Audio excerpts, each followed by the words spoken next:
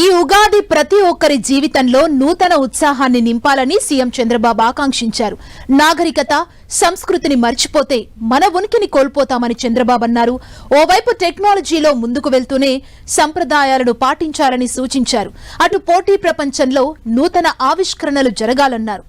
గడిచిన ప్రభుత్వం సృష్టించిన సమస్యల్ని తాను ఎన్నడూ చూడలేదని చంద్రబాబు అన్నారు.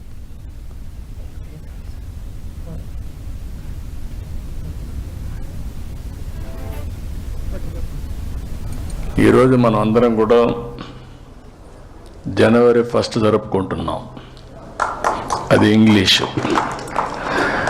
కానీ మన సాంప్రదాయాలను మనం మర్చిపోవడం లేదు. జనవరి 1 ఎంత ఇంపార్టెంటో న్యూ ఇయర్ కింద ఉగాది కూడా దానికంటే ఎక్కువ ప్రాముఖ్యత ఉంది. ఈరోజు మన సాంప్రదాయం చాలా గొప్పది. గడిచిన ప్రభుత్వం సృష్టించిన సమస్యలు జీవితంలో ఎవరు సృష్టించలేదు, ఎప్పుడు నేను చూడలేదు. అన్ని సమస్యలు సృష్టించారు. అంటే అన్ని చిక్కుముడులే. ఒక్కొక్క చిక్కుముడుది వదిలించుకుంటూ మళ్ళీ వ్యవస్థల్ని లైన్లో ట్రాక్లో పెట్టాలంటే సమస్యలుంటాయి. ప్రజల్లో కూడా యాస్పిరేషన్స్ పెరిగాయి. ఆ యాస్పిరేషన్ తగినట్టు ముందుకు పోవడం కోసం ప్రయత్నం చేస్తున్నాం. ఈ ఉగాది సందర్భంగా మిమ్మల్ని అందరినీ కోరుతున్నా, ఇప్పుడు హార్డ్ వర్క్ కాదు, స్మార్ట్ వర్క్ అవసరం. ఆ విషయంలో మీ అందరిలో క్లారిటీ రావాల్సిన అవసరం ఉంది. టెక్నాలజీ యుగంలో ఉన్నాం. ఒకప్పుడు హైటెక్ సిటీ కట్టాను, ఐటీని ప్రమోట్ చేశాను.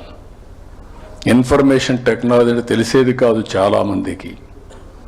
చాలామంది ఐటీ అంటే తిండి పెడుతుందా అని అడిగారు. నేను సెల్ ఫోన్లు ప్రమోట్ చేశాను. చైనాలో సెల్ ఫోన్లు పెరుగుతున్నాయి, ఎక్కడ పోయినా కూడా సెల్ ఫోన్లు వాడుతున్నారు. మన దేశం టెక్నాలజీలు వెనక్కిపడిపోతున్నా అని చెప్పి మాట్లాడితే సెల్ ఫోన్ తిండి పెడుతుందని మాట్లాడారు.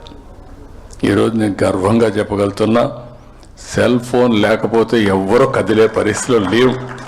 భవిష్యత్తులో ఈ రాష్ట్రంలో ఎవ్వరు కూడా పేదవాళ్ళు లేకుండా మొదటి ఫేజ్ 0 పావర్టీ, అక్కడి నుంచి మెరుగైన జీవన ప్రమాణాలు, అక్కడి నుంచి ఉన్నతమైన జీవన ప్రమాణాలు, అందరికీ కూడా అవసరమైన వాళ్ళందరికీ అన్ని విషయాలు, నాణ్యత కలిగిన విద్య, ఆరోగ్యం, లేకపోతే జీవన పరిణామాలు, ఇవన్నీ చేసే కార్యక్రమానికి శ్రీకారం చుడుతున్నా. దీన్ని కానీ నేను చేయగలిగితే నా జీవితాశయం ఇది, నా లైఫ్ అంబిషన్, నా కోరిక.